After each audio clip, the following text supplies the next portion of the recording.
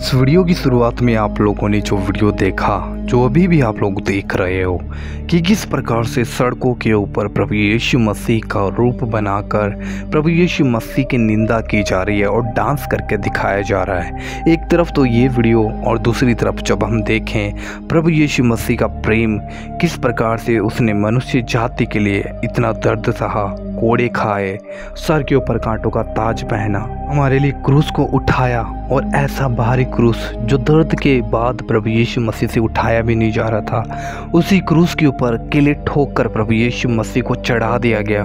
और खुदावंद यीशु मसीह क्रूस के ऊपर जब दर्द में कहरा रहा था तब प्रभु यीशु मसीह ने कहा, हे पिता इन्हें क्षमा कर, ये नहीं जानते ये क्या करते हैं। आज भी परमेश्वर के प्रेम को जानने के बाद में मनुष्य अपने पाप में पड़ा हुआ है और ऐसी हरकतें करता है। एक बार इस वीडियो को देखें।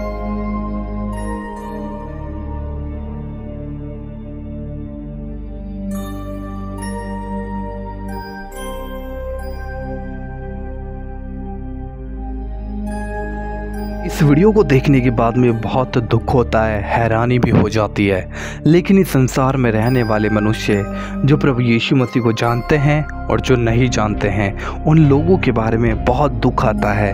क्योंकि आप लोगों ने देखा होगा इस वीडियो के अंदर कि किस प्रकार से एक व्यक्ति प्रभु यीशु मसीह का रूप बनाकर सड़कों के ऊपर डांस करके दिखा रहा है और प्रभु यीशु मसीह की निंदा कर रहा है। उस परमेश्वर की जो समुद्र को रोकने की सामर्थ्य रखता है, उस परमेश्वर की निंदा कर रहा है जो समुद्र को रोक देता है, जो आंधियों को थमा देता है, जो जल के ऊपर चलने वाला परमेश्वर है, वो परमेश्वर जो महिमा के योग्य परमेश्वर है, उस परमेश्वर की निंदा किया जा रहा है। क्योंकि आज इस संसार के अंदर शैतान ने अपने आप को इतना ताकतवर बना लिया है।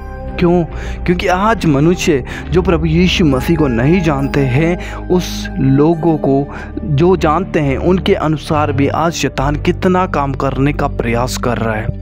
अफसोस होता है इन बातों का कि प्रभु यीशु मसीह ने उस दर्द को सहा, जिस दर्द को सहने के लिए प्रभु यीशु मसीह ने अपने आप को खुदा से दूर कर लिया। और बाइबल कहती है कि यीशु मसीह के सर का पसीना भी लहू की बूंदों के समान गिरने लगा, क्योंकि यीशु मसीह जानता था कि आज रात मेरे साथ क्या होने वाला है और कल मेरे साथ क्या होगा।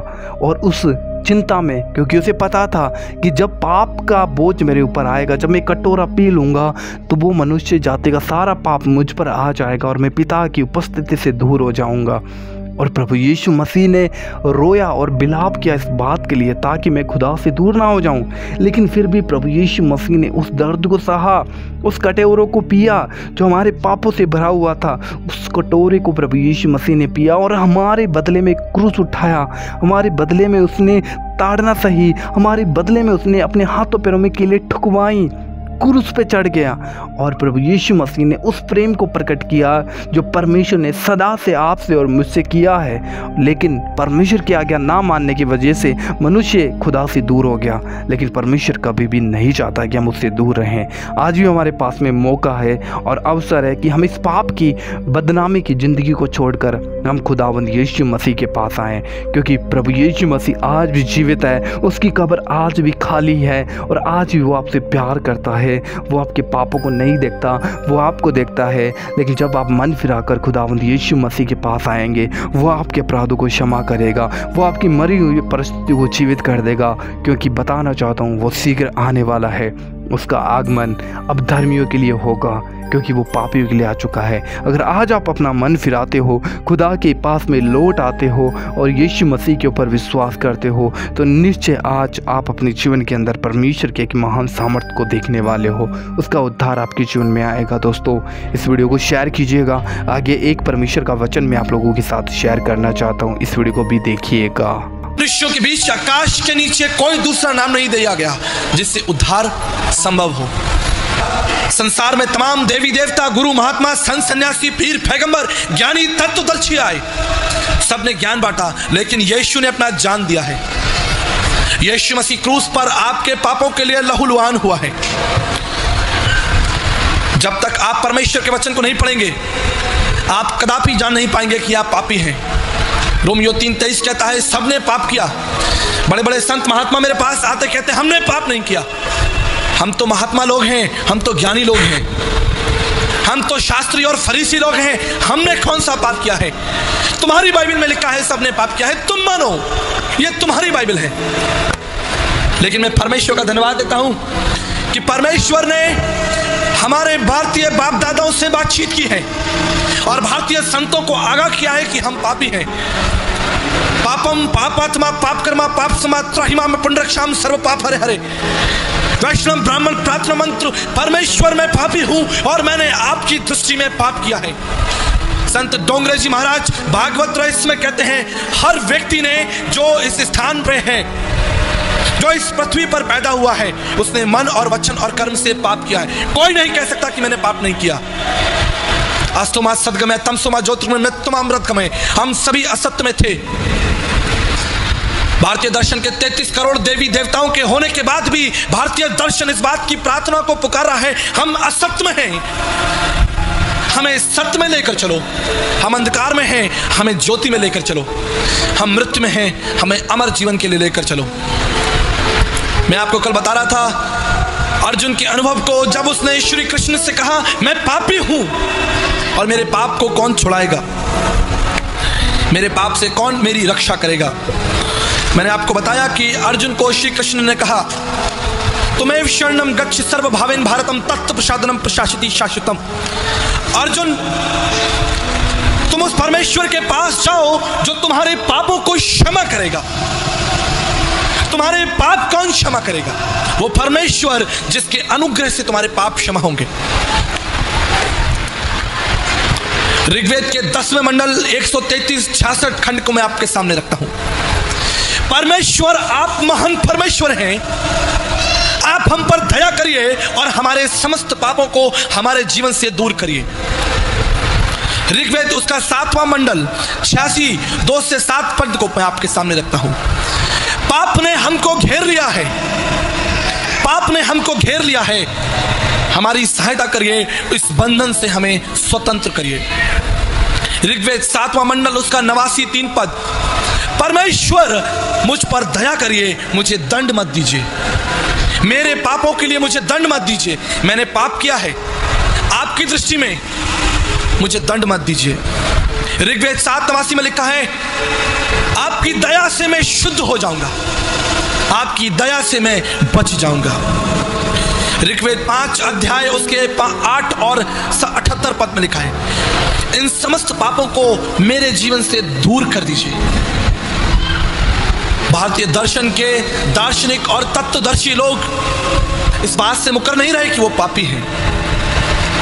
हम सब ने पाप किया है। ऋग्वेद के 10वें मंडल 90 पद में लिखा है स्वयं परमेश्वर इस पाप के बंधन को तोड़ने के लिए इस पृथ्वी पर देह रूप धारण करेगा, जो देह के रूप में प्रकट होकर स्वयं का बलिदान चढ़ा देगा। जब तक वो बलिदान नहीं चढ़ाया जाएगा तुम्हारे पाप क्षमा नहीं होंगे।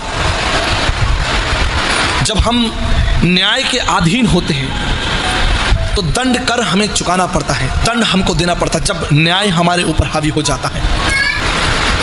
अमेध्यो वे पुरुषो अनत्र वदंती, अमेध्यो वो पुरुषो अनत्र वदंती। सबने पाप किया, लेकिन उन समस्त पापों के लिए परमेश्वर की उपस्थिति इस बंधन को तोड़ सकती है। हालेलुया। आप ध्यान दीजिए, संपूर्ण जीवन आप झूठ बोलते हैं, संपूर्ण जीवन आप व्यभिचार, लड़ाई झगड़ा, मारकाट, अपमान, बुराइयां, तमाम उन पापों को साधारण आप सोचते हैं कि मैं कोई पाप नहीं कर रहा हूं,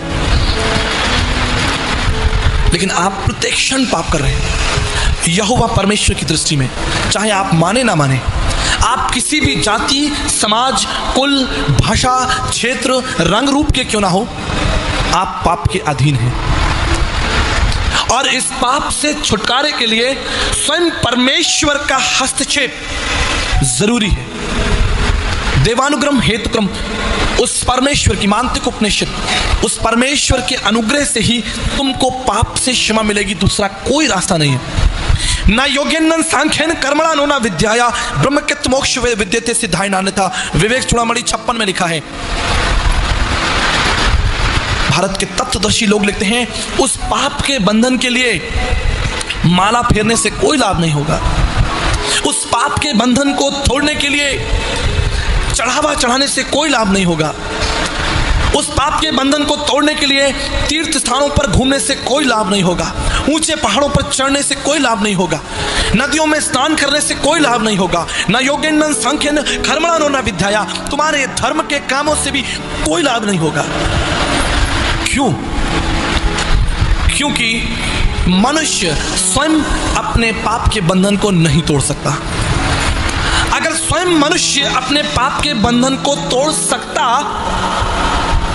तो परमेश्वर को मनुष्य रूप धारण कर इस पृथ्वी पर भयंकर मौत को सहने की कोई आवश्यकता नहीं होती। अगर मनुष्य अपने पाप के बंधन से स्वयं फारिग हो जाता तो यीशु को अपने ऊपर थुकवाने की आवश्यकता नहीं होती, प्रभु यीशु मसीह को कोड़े खाने की आवश्यकता नहीं होती, प्रभु यीशु मसीह को लात और घूंसे खाने की आवश्यकता नहीं होती, प्रभु यीशु मसीह को क्रूस पर भयंकर मौत सहने की आवश्यकता नहीं होती, अगर मनुष्य अपनी बुद्धि से उस पाप के बंधन से बाहर निकलता। आदि में वचन था, वचन परमेश्वर था और वचन देदारी हुआ। वचन इसलिए देदारी हुआ कि वह तुम्हारे पापों को तुम्हारे जीवन से दूर कर दे।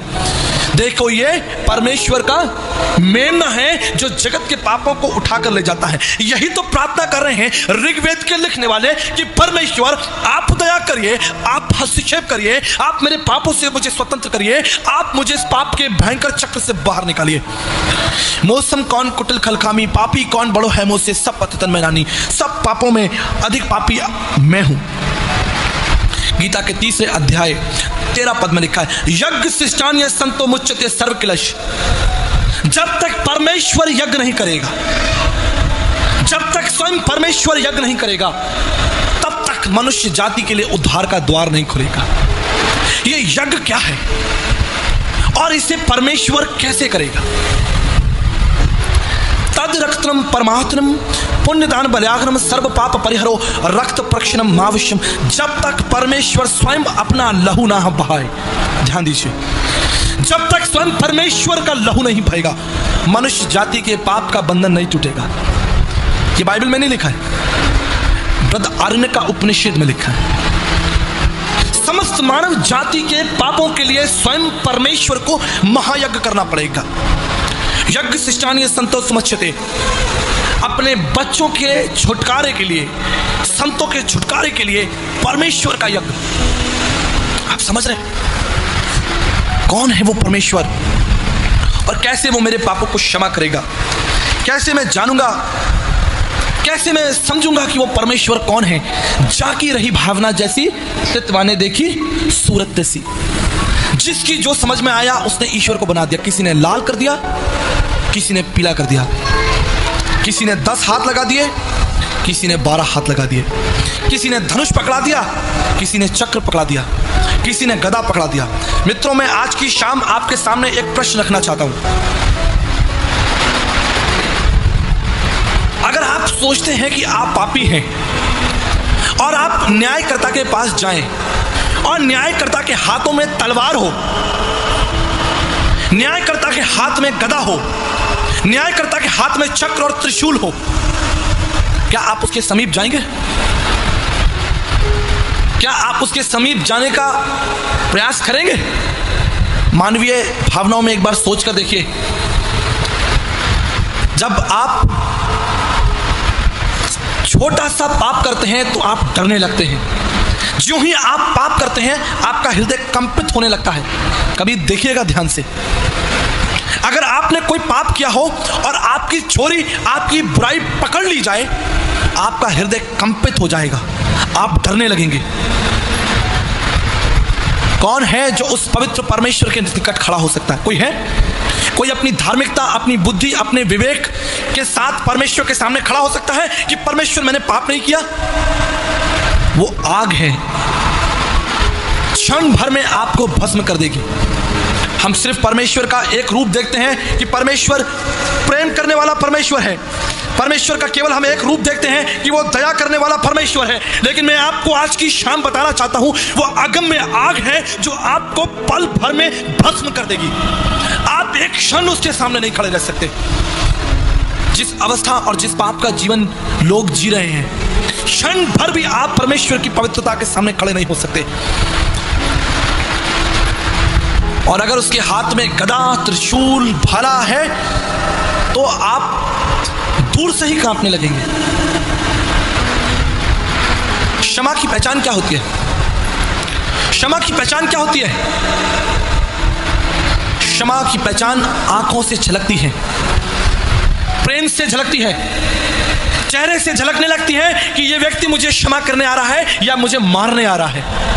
आप उसके चेहरे और हाव भाव को देखकर पहचान लेंगे कि वो आपसे प्रेम करने के लिए आपके पास आ रहा है या आपको मारने के लिए आ रहा है। यीशु क्या लेकर आया? भला यीशु त्रिशूल लेकर आया आपके पास? सीधे हाथ पसारे हुए यीशु राजा बुलाता है। सीधे हाथ पसारे हुए वो यीशु राजा आपको बुलाता है। वो कहता है कि मैं तुम्हारे पापों को क्षमा करता हूं। उसने कहा, पुत्र तेरे पाप क्षमा हुए। लेकिन दुख की बात है कि आज इस प्रभु यीशु मसीह को लोग नहीं जानते। कल मैं आपको बता रहा था, बाइबल के पुराने नियम में 44 बार 44 टाइम्स प्रभु यीशु मसीह का सुंदर वर्णन मिलता है। यद्यपि पूरी बाइबल प्रभु के सच्चाई, प्रेम और प्रभु की दया और प्रभु के कारणों से भरी है, लेकिन पुराने नियम में 44 बार प्रभु यीशु मसीह का इस पृथ्वी पर आना, उसके पैदा होने का स्थान, उसके मरने का स्थान, उसके जीवन का पूरा रूप 44 टाइम्स सुंदर तरीके से लिखा है पुराने नियम में, यीशु मसीह के आने से पहले। जबकि ये एक यहूदी धर्म ग्रंथ है, लेकिन लोग जानते नहीं हैं, बाहर लोग जानते नहीं हैं। बाइबल ईसाइयों का धर्म ग्रंथ, बाइबल मतलब ईसाइयों की किताब, लोगों को कुछ नहीं मालूम। लेकिन आपको जानकर आशीष मिलेगी, 37 टाइम 37 बार भारतीय दर्शन के वेद पुराणों में यीशु मसीह का उल्लेख आया। आमीन। 37 टाइम प्रभु यीशु मसीह का सुंदर वर्णन आया है। जो प्रभु को मिलबो चाहे, खोज शब्द में ले। गुरु नानक साहब ने कहा है, जो परमेश्वर को ढूंढना चाहता है वो उसको कहां ढूंढ ले? शब्द में, वचन में ढूंढ ले, क्योंकि आदि में और वचन देहधारी हुआ। यीशु मसीह कोई संत नहीं है, यीशु मसीह कोई महात्मा नहीं है। यीशु मसीह विराट अगम्य परमेश्वर है, जिसने आकाश और पृथ्वी की नींव डाली है।